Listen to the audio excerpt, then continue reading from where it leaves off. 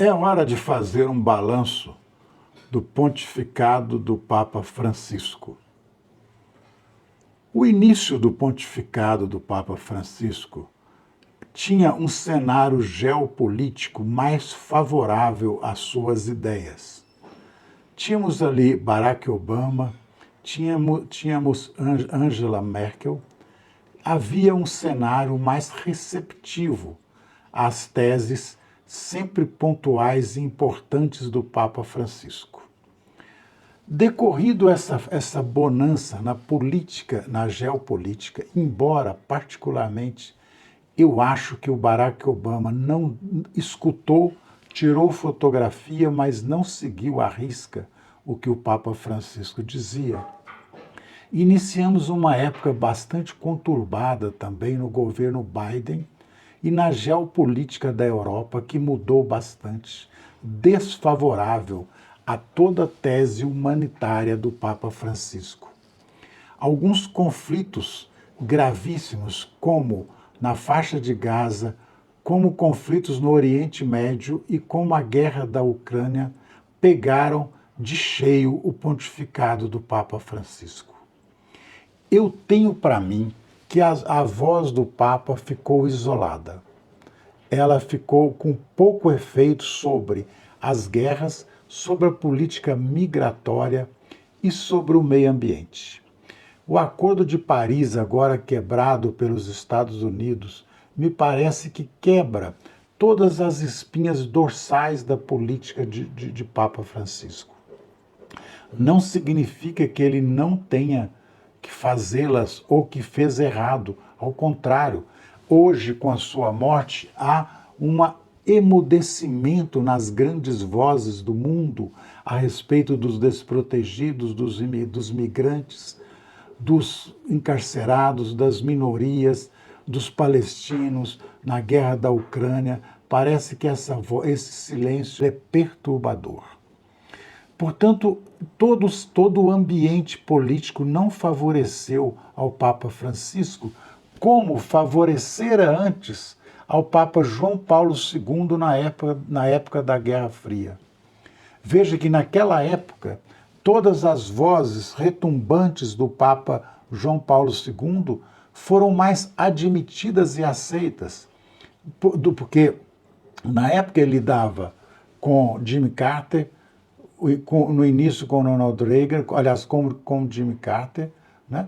Ele resolveu grandes conflitos com Margaret Thatcher, né? E com a própria Rússia. Portanto, não houve no governo do Papa Francisco esse eco-ambiente, esse ambiente político favorável que pudesse ter ajudado nesse cenário. Porém, é uma voz profética, é uma voz importante e que talvez agora, não existindo essa voz, o prejuízo será muito maior. No próximo sábado haverá o cerimonial de fúnebre do Papa Francisco e ali estarão alguns líderes mundiais importantes que não coadunam com a sua ideia, que fazem exatamente o contrário do que ele prega. Estará ali, por exemplo, Donald Trump, grande líder mundial, contrário a tudo que o Papa Francisco pregou. Foi, de fato, um infortúnio a geopolítica no período que nós estamos falando do papado de Francisco. Esse legado dele continuará, mas com efeito prático ainda duvidoso, sobretudo nos próximos anos que se aproximam. Vem aí um novo Papa. Esse novo Papa enfrentará essa geopolítica completamente mudada e muito provavelmente não continuará com essa obcecada política de minorias do Papa Francisco. Tenho para mim que o novo Papa europeu ou asiático não sairá com uma renovação ou com a continuidade do papado de Francisco nesse sentido da política externa. Eu, hoje, analisando um pouco melhor, ainda no clima fúnebre da morte do Papa Francisco, que a todos entristece, inclusive a mim, Eu tenho para mim que o Papa Francisco amava ser Papa, amava a pastoral, amava a teologia, mas não amava o papado. Ele teve dificuldades em conviver com a estrutura e a tentou modificar de forma atabalhoada. E um Papa, ele não é só teólogo, ele é um monarca absoluto, ele é um líder de 1,3 bilhões de pessoas. Ele lidera uma instituição que está presente em 197 países, falando todos os idiomas do mundo.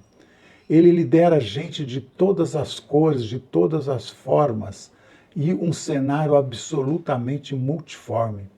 Ele é um monarca que não é eleito, tem cargo vitalício, é chefe de Estado, precisa de representação na ONU, precisa estar em todo o país. Está vendo como é difícil?